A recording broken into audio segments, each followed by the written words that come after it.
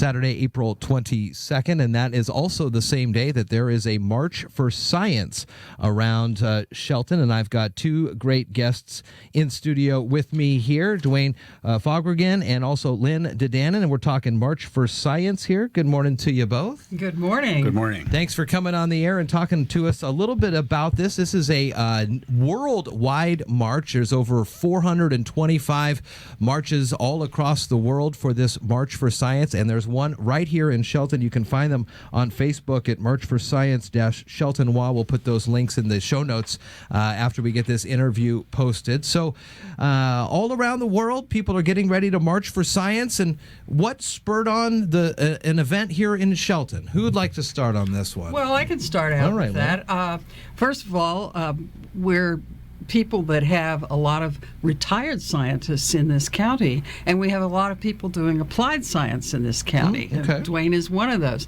So we have a real interest in letting our school kids particularly know that there are so many careers and so many applications for science, and how to make that more obvious than it might be in their daily lives. And so that, I think, is one of the motivators of getting the Science March here and not just joining in with others. There are, you probably know, there's something like 300 cities that are going to have a March for Science. There's 15 satellite marches in the state of Washington. Oh, wow. So we thought Shelton ought to be in there. For sure. Yeah. So it's not just scientists in the lab coats with beakers and Bunsen burners, but there are opportunities all across the spectrum for folks to learn and teach and apply science. Is that right?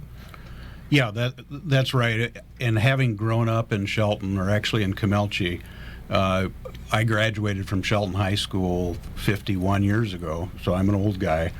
But I've always been interested in the natural world. I was lucky enough to get a scholarship from Rayonier, ITT Rayonier, and worked for the research division here. So that's kind of my start, but I'm still in the shellfish business as a small company my wife and I run, but very active in water quality and making this earth a better place. And I'd have to say that I got a good start in Shelton. We had a lot of PhD level scientists here at the time that Rayonier was operational in the research division. So that application of science really started in the Shelton school system, and I want to perpetuate that and have young students understand that there's a future in applying what they learn in school and in the scientific area, which is very broad.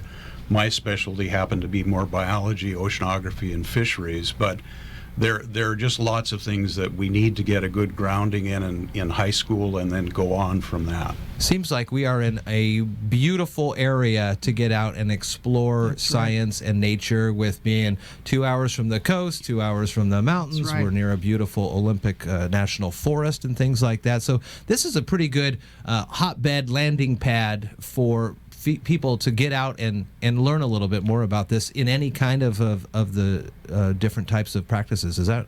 That's right. Yeah. It's really, science is part of our daily lives. We may not use that term, but you're so right about where we're located. I mean, our resources here, the fisheries, the shell fisheries, the forestry, all of these really being affected by changes as well in our climate. So knowing more about how to prepare to take a real role in working on the issues that are facing us right here. We've spent some time, the Public Utilities is going to be involved with this, and we've spent some time listening to all the things that are happening right here with our Public Utilities District. Wonderful, innovative stuff, and careers there in solar energy, for example. So, yeah, we want young people to have the best science education and to understand that it doesn't stop at high school. The jobs and the career preparation, they can stay right here and get some degree in advanced work and come back and have some fabulous jobs here. Let's talk about the March for Science. It's this weekend. It's going to start at Loop Field at noon. So That's right. what are some of the things that we'll be learning about throughout the march, with the kind of the route for folks? And also there's some things going on Sunday at Shelton Cinemas too. So Yes, let's go that's through right. let's do the whole gambit. Do you want me to then. take? Yeah. Okay. Well, you're right. We're starting at Loop Field, so we'd love for everybody to come down and join us at Loop Field. We're going to start marching at noon. At the field, we're going to identify the people who have a science career. We're going to be wearing little green tags. So we're welcoming anybody, and particularly kids, to come and say, well, what do you do, and how do you do it, and what's your job? We'll take off with the march and walk around Shelton a few blocks. And along the way, there are going to be a couple of stops at particularly at some really massive trees that are still living in downtown Shelton, and talk a little bit about the trees and how old they are and how do you identify trees. We're going to have some people from Save the Roundhouse in front of Old Tolly, and I think there may be an opportunity for some photographs with Old Tolly. But talk about steam engines and how steam changed the industrial life of our country and our world. So there'll be some things there. Then when we get to the transit center, there are going to be a lot of tables with displays, including the science fair kids from our local schools, and which I attended one of the science fairs. And I mean, these are some amazing kids with beautiful exhibits, and so they're going to be there too, as the Squaxin Fisheries will be there, PUD will be there, a number of other people will have things set up, and we're going to have two speakers. Dr. I believe it's Dean Goshi, who will be speaking about Antarctica and showing us some images from a recent trip in Antarctica. And then we're going to have, I have to consult my notes. We're going to have Andy Farrington, who of Kapowson Airport. The skydive, The skydiver, and he's going to talk to all of us about skydiving, and it's a free fall, isn't it, that he does, Duane? Yeah. And so he's going to show some images and talk about the science of doing that kind of skydiving. Wow. So, I mean, this is going to be lovely. And then the next morning, we've got films free at Shelton Cinema. Thank you, Shelton Cinema. And we're going to see Hidden Figures, and we're going to see the Lorax. And those are free films. They're starting at 10:30 on Sunday morning.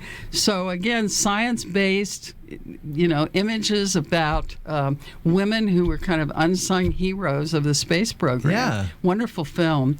And then the Lorax, which is really about trees and development, but it's a Dr. Seuss kind of thing, more aimed at the kids, I guess, younger kids.